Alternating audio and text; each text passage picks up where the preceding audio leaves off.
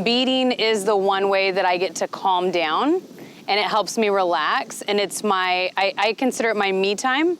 A lot of people do, self-care as like massages and spa treatments and that kind of thing. And for me, it's crazy, but beading, no matter what kind we do, is going to be my me time. That's what helps center me, it helps relax me, it helps me feel like I'm connected to something that's bigger than I am.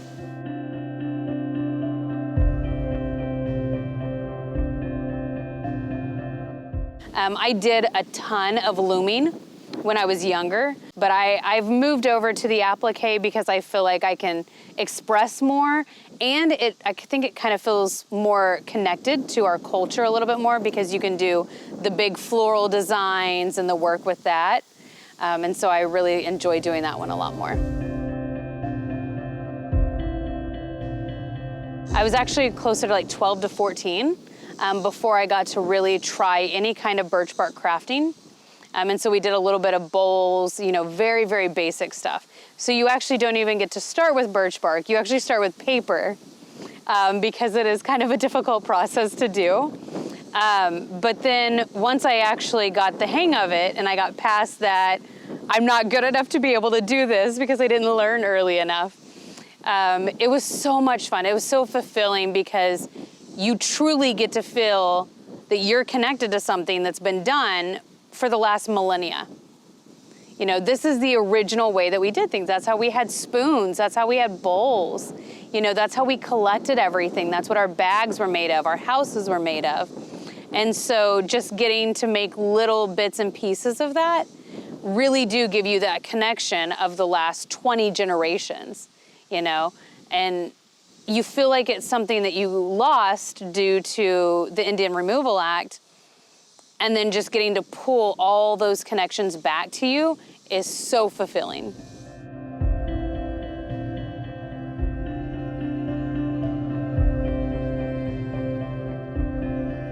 So birch bark is actually this amazing natural substance. It is literally the bark on a birch bark tree that you pull off. It does no harm to the tree at all because it just regrows. So you take that off. Typically, we would offer some kind of a thank you to the tree for offering that to us. So we would do sama, which is tobacco, that we would grow. And so we would give that thank you to the tree, and then we would harvest that bark by just peeling it off. If you need it thicker, you could cut it off. But typically you wouldn't go deep enough that it would do anything detrimental to the tree at all, because that's your preservation there. And then birch bark actually peels off in many different layers. So you can make something like really thick like this, or you could have it paper thin. It actually adheres really well to writing. So you could take your nail and write out something or a design or draw or whatever on this bark from this tree, because it's so thin, and then you can mold it into shapes, and then you use other things around you.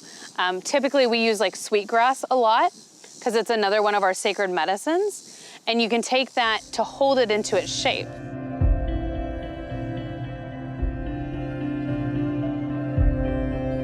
This is what my ancestors did, not only for fun, but for preservation. Like, this was their life. This is how they maneuvered through everything. We had birch bark canoes. That's how we traveled and got to other people, Ottawa means trade. That's what we did. We maneuvered through and traded these items with everybody else, and that's how we found our connections to other people.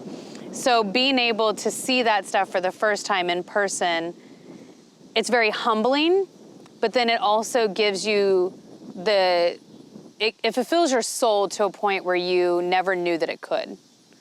Like, you never realized that piece of you was missing until you find it. Yahweh, Yahweh, Yahweh, Yahweh,